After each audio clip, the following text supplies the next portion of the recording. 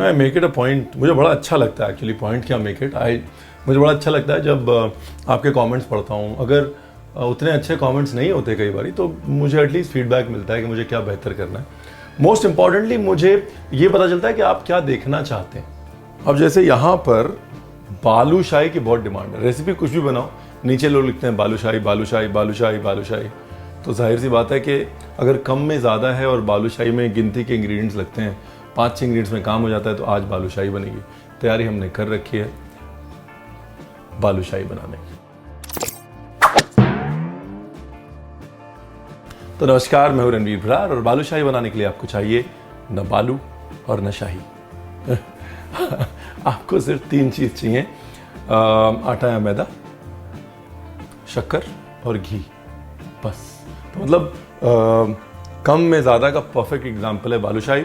अब जो रेशियो है वो रेशियो बहुत सिंपल है। रेशियो है 3 भाग मैदा 1 भाग मोइन, यानी कि अगर 450 ग्राम मैदा तो 150 ग्राम उसमें मोइन, घी का मोइन डालेंगे। मिठाई में हमेशा मोइन घी का। देखो जी, क्वारंटीन टाइम में अगर घर पे घी कम है तो 1/3 का 1/4 डाल लेना, वरना आपके घर का घी खत्म हो जाएगा, मम्मा मारेगी और आप कहेंगे रणवीर आपने बताया नहीं। रणवीर ने बताया था कि 1/4 से भी काम हो जाता है, 1/3 है तो लॉटरी है, ठीक है ना। ये हो गया। अब इसके अंदर डालना है मीठा सोडा।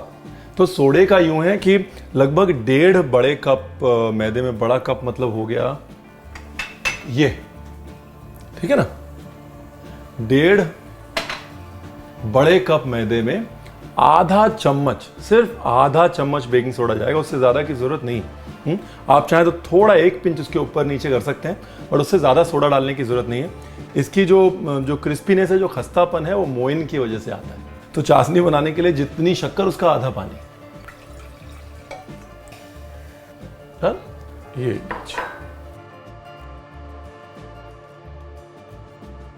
और अब इसमें डाल दिया थोड़ा सा पानी। पानी सिर्फ इतना कि just to bind it together ना, एंड यूड बी सरप्राइज्ड ना कितना कम पानी लगेगा, क्योंकि एक तो घी जोड़ देता है मैदे को, फिर दही जोड़ देता है। ये जो है ना, ये टेक्सचर चाहिए अपने। ये देखिए। अच्छा, जब बालूशाही की तैयारी करनी थी, मैं सोचा था कि सबसे पहले मैंने बालूशाही जो है ना वो बनाई थी जब मैं 12-13 साल का था, और मम्मा ने उस चीज़ को वेरीफाई कर दिया। और मुझे नहीं पता उस टाइम, तो इंटरनेट नहीं होता था, कहाँ से रेसिपी उठाई मैंने, बट बड़ी अच्छी बनी थी। वही रेसिपी बना रहा हूँ आज। इसमें बालूशाही को शक्कर में पकाते हैं।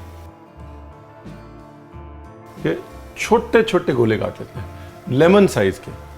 तो चाशनी में ये गई इलायची और ये गई सौंफ, 2 दाने साबुत काली मिर्च के, just had a beautiful flavour. अब चाशनी को कितना पकाना है भाई, मुझे याद आ गया कि रेसिपी किसकी है। वो राधेश्याम हलवाई होते थे तेलीबाग में, और वो पापा के दोस्त होते थे कि हमेशा पापा उनसे जलेबी लेके आते थे। तो मैंने पूछा कि राधेश्याम अंकल कैसे बन रही है, कैसे बनाते हो आप। तो राधेश्याम अंकल को पता नहीं उस दिन क्या हो गया, उन्होंने बड़े प्यार से मेरे को वो रेसिपी बताई, और मैंने घर आके वो बालूशाही की रेसिपी बनाई। ये थी हमारी बालूशाही की रेसिपी। राधेश्याम अंकल हैं नहीं, उनकी मिठाई की दुकान है या तेलीबाग में नहीं, ये तो तेलीबाग वाले प्लीज़ नीचे कमेंट्स में बता देना। गोल बना के, और जहाँ पर इसका जॉइंट बन रहा है ना, वहाँ पर अंगूठे से दबा देना, और उसके बाद चाशनी को भी पकाना है और बालूशाही को उसके साथ पकाना है। ये थोड़ा यूनिक सिस्टम है। वो ये कि चाशनी को बालूशाही के साथ पकाना है। 1 तार की चाशनी, जब 1 तार की होगी तो बालूशाही उसे पी लेगी। उसके बाद चाशनी को गाढ़ा करना है बालूशाही के साथ। फॉर्मूला अच्छा था तब भी, और अच्छा होगा अभी भी, क्योंकि राधेश्याम अंकल का है। तो घी जो फ्राइंग के लिए लेना है, उस घी को ज़्यादा नहीं लेना, बिकॉज ये भी अपना घी जो है छोड़ेगी। हाँ, तो अगर आपने पहले ही घी लबालब कर लिया तो इसका जो घी निकलेगा उसको जाने की जगह नहीं मिलेगी।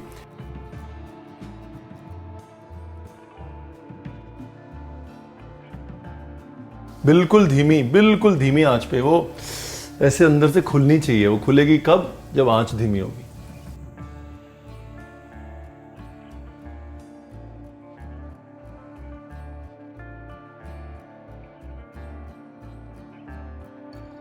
Oh beautiful. अभी देखिए ये कैसे फूल रही है, देखिए, और अंदर से बिल्कुल खोखली हो चुकी है।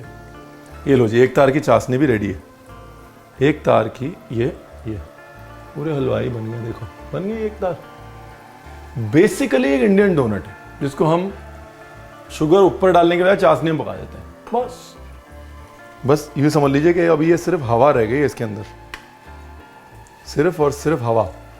एकदम से चाशनी में निकाल के नहीं डालना, क्योंकि एकदम से अगर आप डालेंगे तो फटने के चांसेस हैं। थोड़ा बाहर निकाल के उसको रेस्ट कर लीजिए।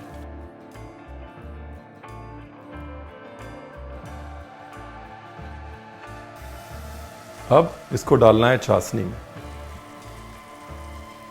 अभी फिर टच नहीं करना है इसको बिल्कुल। क्यों टच नहीं करना? क्योंकि टच किया तो टूट जाएगी। मम्मी आके साइड से ऑलरेडी छुप छुप के इधर पे बालूशाही खाना शुरू कर दिया।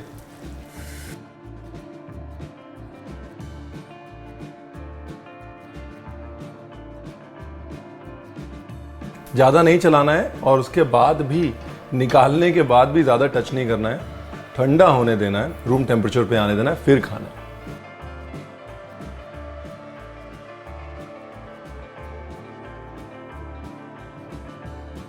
तो भाई ये है राधे श्याम जी की नरम बालूशाही, बिल्कुल एकदम मलाई जैसी हो जाती है।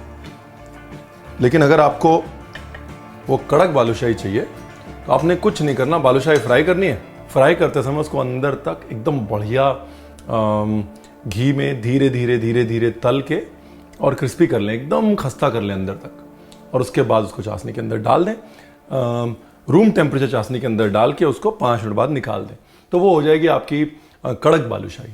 अच्छा भाई, थोड़ा डो भी बचा हुआ है और माता जी की डिमांड आई है कि रणवीर वो क्रिस्पी वाली भी बनाओ।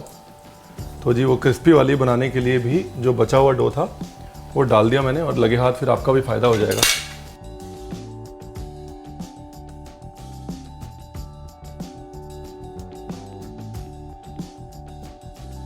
अच्छा, इसको प्रॉपरली डीप फ्राई भी कर सकते हैं, जैसे हम लोग डीप फ्राई करते हैं। ये थोड़ा मैं डोनट की तरह इसको इसलिए फ्राई कर रहा हूँ कि थोड़ा अच्छा लगता है ना कि कम घी में फ्राई हो रही है। भाई कम घी खाएंगे, बाकी वो तो सिर्फ हलवाई को पता होता है जी कि मिठाई में घी कितना है और शक्कर कितनी है। सबसे इंपॉर्टेंट क्या है कि जब वो चाशनी जो है एक तार की हो जाए ना, तब उसको मीडियम आंच पे 2-3 मिनट और पकाएं और फिर गैस बंद करें। चाशनी की कंसिस्टेंसी बहुत इंपॉर्टेंट है। अगर चाशनी पतली रह गई तो बालूशाही को नरम कर देगी, अंदर तो घुस जाएगी लेकिन बालूशाही को नरम कर देगी। और अगर चाशनी बहुत गाढ़ी हो गई तो फिर सिर्फ बाहर बाहर कोट करेगी, अंदर जाएगी नहीं। यानी कि चाशनी की कंसिस्टेंसी बहुत इंपॉर्टेंट है।